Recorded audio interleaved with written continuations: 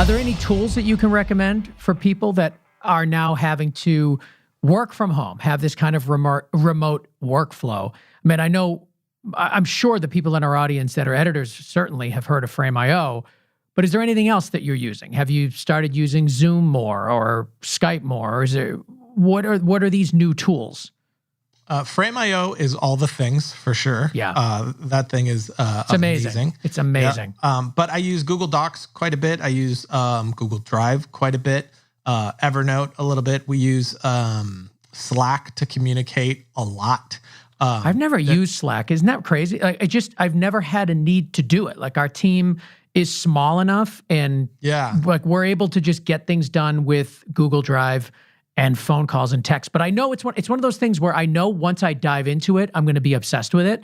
Oh man, it's so great because it has all the same functions of like what you would do when you're texting someone. So it has that quick, immediate access, but it's across Mac or PC. It doesn't matter, and across any cell phone as well. And you know, my VFX artist is in the UK, so we're able to connect that way. Plus, I have like different Slack rooms. I have like 12 for all these different outside projects that I do, or you know, Variant has one and Film Riot has one, and then I'll have one. I had one for There Comes a Knocking when we were shooting it. I have one just with my editor for different projects we're constantly doing or talking about.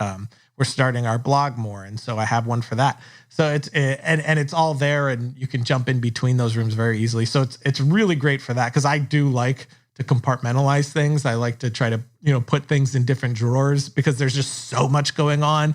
And I tell my wife, it's like, what stresses me out is not like, oh, I'm so busy.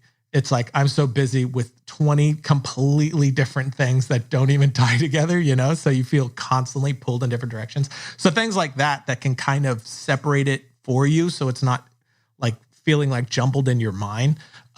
I've always find really helpful, which is why I really love Evernote, because Google Docs kind of feels like it just vomits all the docs right on there. And it's just, and now I have docs about Film Riot, about my films, about Variant, about the store, about the blog, all over the place. Whereas Evernote and even notes in your phone and on Mac, I've started using quite a bit. You can create different notebooks and folders to organize things a little better. So I've actually started, like, I have Google Docs for the company, Film Riot, things like that. And then I have my Evernote for treatments and different ideas I'm working on. And then I have my Apple Notes for more personal notes or quickie things that like on the go. So I've kind of separated all of that now. Yeah, I'm using Apple Notes so much, especially since the update in the most recent iOS. It's like, it's so much better. That upgrade was ridiculous. It was so significant. Up until like a week or two ago, like 2 weeks ago, I didn't know how much it had improved. And then I was just writing something and I was like, wait, what's this? I can add a folder. I don't even know how long you've been able to add folders. I just discovered that. And then I discovered you could share it with people. So I was like, what? There's a lot in there. So I've been using that more and more, even for things I would usually use Evernote for. It's pretty great.